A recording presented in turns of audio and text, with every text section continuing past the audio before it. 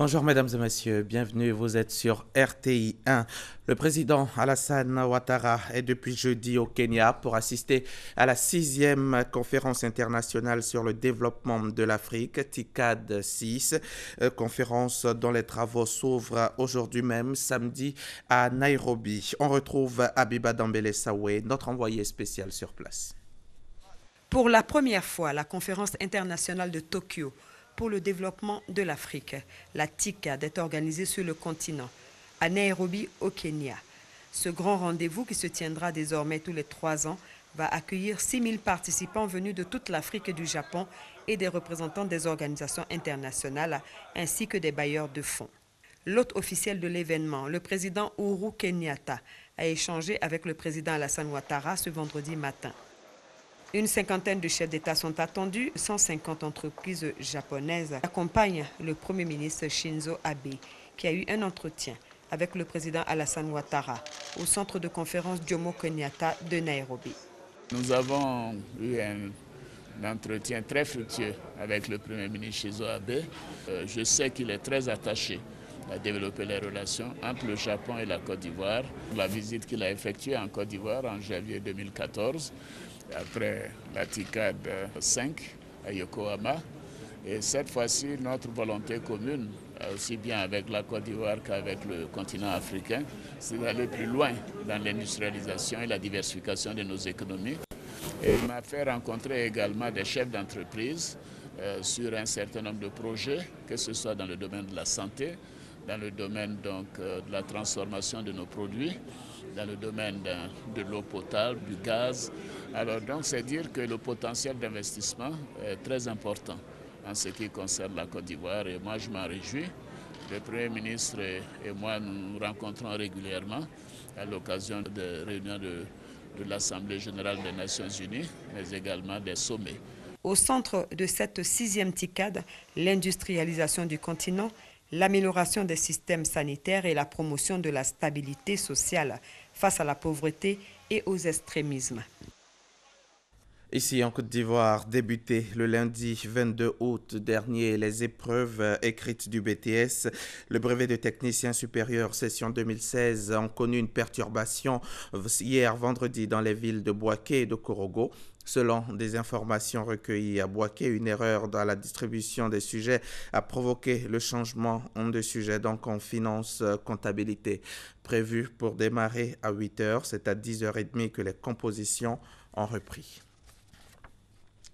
Et justement, le comité technique de réforme et d'organisation du BTS a procédé hier, donc vendredi, au changement du sujet d'examen, le sujet de la finance comptabilité. Donc, selon les informations reçues, un chef de centre aurait mélangé par inattention les sujets de l'épreuve d'études de cas de comptabilité le jeudi 25 août. Ce sujet a donc été remplacé en un temps rapide par le comité technique de la réforme et d'organisation de cet examen. Ce changement opéré n'a perturbé à aucun moment le déroulement de l'épreuve.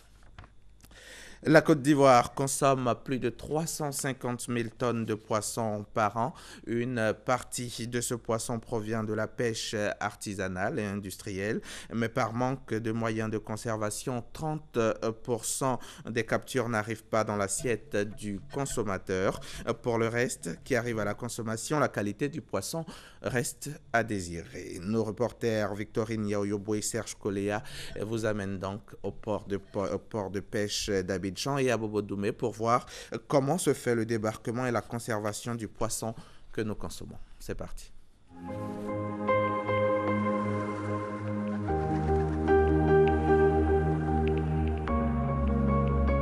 Le poisson, de la pêche jusqu'à l'assiette du consommateur, c'est très souvent qu'une bonne partie de la production part en déperdition. En Côte d'Ivoire, ces pertes sont importantes. L'expérience a montré que ce sont plus de 30% de poissons pêchés qui ne viennent pas à la consommation, faute de conservation. 30% de pertes post-capture dues essentiellement aux mauvaises conditions de débarquement et de conservation des produits de la pêche.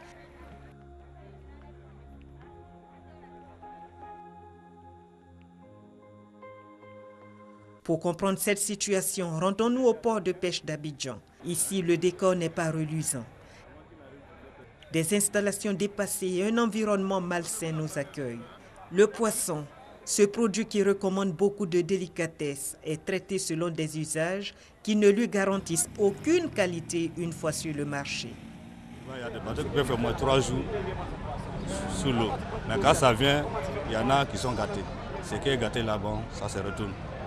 Mais ce qui est bon, on nous donne et on s'en va vendre. C'est le bateau là, il prend glace avant d'aller à la mer.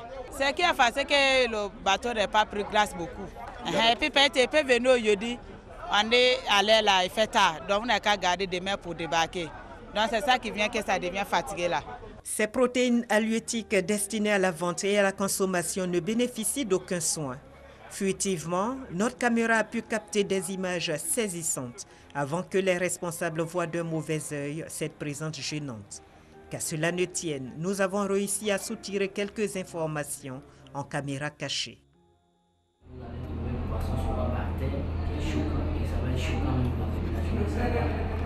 quelles conditions le poisson sort du bateau, il est manipulé, il est trop manipulé par les gens qui font la manipulation. C'est déplorable de présenter ça, en tout cas, selon nous, c'est moyen. Parce que les conditions dans lesquelles nous travaillons, c'est dans la précarité. C'est à la fois une injure même à notre intelligence humaine. Oui, on peut le dire, le traitement infligé aux poissons au port de pêche constitue un réel danger pour la santé des populations. Le village-quartier d'Abobo-Doumé abrite un des plus grands sites du district d'Abidjan où pêcheurs et marailleuses mènent leurs activités. Ici également, la problématique de la conservation du poisson se pose avec acuité. Il vous suffit de regarder derrière moi pour voir les moyens de conservation de ces poissons. Elles ont des vieux frigos. Donc, l'insuffisance à l'absence de moyens est un problème. Vous savez, un poisson, c'est une denrée qui est extrêmement périssable. Il suffit d'une seule heure sous la chaleur pour que votre produit se détériore. Les pertes post-capture constituent un véritable drame pour les acteurs du secteur. Une étude menée sur 4 sites dans les villes d'Abidjan, Grand Laou et Guessabo a permis d'en mesurer l'ampleur. Sur les 4 sites de ce projet pilote, annuellement, c'est au moins 7 milliards de francs CFA qui sont perdus. Donc à la fois, c'est un drame pour le consommateur ivoirien parce que c'est du poisson qui n'atteint pas le consommateur. C'est un drame pour les acteurs parce que c'est des revenus en moins pour ces acteurs quand on sait l'état de pauvreté dans lequel vivent ces acteurs. Un déficit énorme et des pertes qui vont continuer de s'accroître tant que les conditions ne changeront pas. Les eaux, quant à elles, soumises quotidiennement aux assauts des pêcheurs, se dépeuplent. Les ressources du pays s'amenuisent de jour en jour. Aux grands mots, les grands remèdes. Le ministère des Ressources animales et halieutiques a décidé de réagir pour réduire au maximum ces pertes et mettre un terme à ce gâchis. Le Japon nous octroie 13 milliards pour mettre en place un débarcadère pour permettre donc à nos marailleurs vraiment d'avoir à conserver le poisson. Nous avons avec la FAO mis en place un système de conservation de poissons par le fait de fumage amélioré. Les femmes aujourd'hui sont très satisfaites. À Bobo-Doumé, des marailleuses, une trentaine réunies en coopérative, bénéficient d'un four amélioré. Nous, on a reçu d'abord le projet pilote. Si nous avions le poisson qui arrive en bon état, il fumait dans ce fumoir-là, il nous sort du poisson de qualité. Et nous espérons que dans les jours à venir ou bien dans les années à venir, que quelque chose soit fait pour que la plus grande partie des femmes qui sont de l'autre côté puissent aussi bénéficier de ces fours. Des efforts doivent être davantage déployés pour freiner ce phénomène. Comme l'a souligné le ministre, il est économiquement dangereux de faire de la pêche sans moyen de conservation sûr. Cette affirmation à elle seule témoigne de l'urgence de la situation. Face à des pratiques désuètes qui mettent à mal les potentialités de la Côte d'Ivoire en ressources halieutiques. La ville de Bouna a abrité le 25 août dernier la 10e édition de la Journée nationale de la solidarité. Thème retenu cette année, tous solidaires pour une Côte d'Ivoire émergente. Une cérémonie qui a lieu 5 mois après les derniers événements qui ont secoué la région. Elle vise à rassembler les filles et fils du Bonkani autour de vertus de solidarité. La cérémonie était présidée par Mariatou Kone, la ministre de la Solidarité, de la Cohésion sociale et de l'indemnisation des victimes. Aboussa Nogo revient de Bouna. Bouna, capitale du Bonkani, s'est remise de la crise intercommunautaire qui l'a secouée le 24 mars dernier. Ces événements sont loin derrière. Aujourd'hui, la vie a repris et les communautés Koulango, Lobi, Malinké et Peul cohabitent, se parlent et vaquent ensemble à leurs occupations. Toutes les familles, ethnies se sont réconciliées un peu ensemble. On est en train de travailler ensemble un peu encore. Mais Dieu merci, on dit Inch'Allah. Vraiment, les rancœurs et autres, là, on a tout laissé maintenant. Les jeunes lobbies viennent ici, les jeunes du vont là-bas. La paix est revenue. Bouna a accueilli la 10e édition de la Journée nationale de la solidarité dans la Liesse, en présence du ministre de la Solidarité, de la Cohésion sociale et de l'indemnisation des victimes, Mariatou Kone, autour du thème « Tous solidaires pour une Côte d'Ivoire émergente ».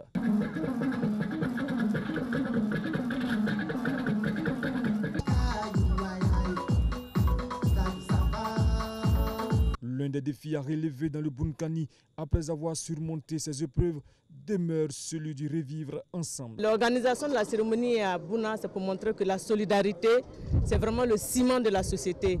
Grâce à la solidarité, Bouna est sorti de la crise et nous souhaitons que plus jamais Bouna ne revive cette situation-là. Je réitère mes salutations, les salutations du gouvernement à toutes les personnes qui nous ont aidés à faire revenir la paix en Côte d'Ivoire. Élus, cadres et populations se sont appropriés les vertus de solidarité. Les différentes communautés qui vivent dans le Bonkani saisissent toute l'opportunité qui nous est offerte de comprendre la nécessité de s'enrichir de nos différences et de bâtir un monde où ensemble nous nous reconnaîtrons, où ensemble nous pourrons vivre heureux.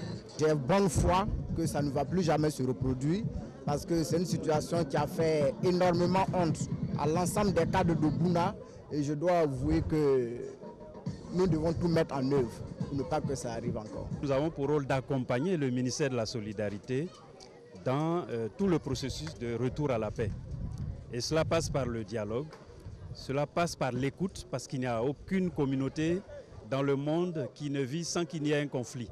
Mais lorsqu'il survient, il faut en tirer le leçon, il faut chercher les causes profondes, de sorte que ce même type de conflit n'apparaisse plus. Nul n'a intérêt dans la violence. Et je crois que mes chers frères, mes chers amis de d'autres communautés ont même vision que moi, de vivre en parfait, en harmonie, en paix. L'UNFPA, dans le cadre de la consolidation de la paix dans cette région, a apporté un appui financier à hauteur de 45 millions de francs CFA. Et pour soutenir toutes les actions en faveur des jeunes et des femmes, le ministre Mariatou Kone a offert la somme de 75 millions de francs CFA, dont 30 millions offerts gracieusement par l'ambassade de Chine. Après quasiment 2 semaines de campagne, c'est le jour de la présidentielle ce samedi 27 août au Gabon. Dès 7h, heure locale, 6h en temps universel et jusqu'à 18h, 628 000 électeurs sont appelés aux urnes dans les 9 provinces du pays pour un scrutin à un tour. 10 candidats sont en lice, parmi lesquels 2 favoris, le président sortant Ali Bongo et Jean Ping. Le vote s'annonce serré, ou en tout cas plus serré qu'il n'y paraissait au début. Les 3 principaux adversaires du président ont constitué une alliance inédite derrière Jean Ping.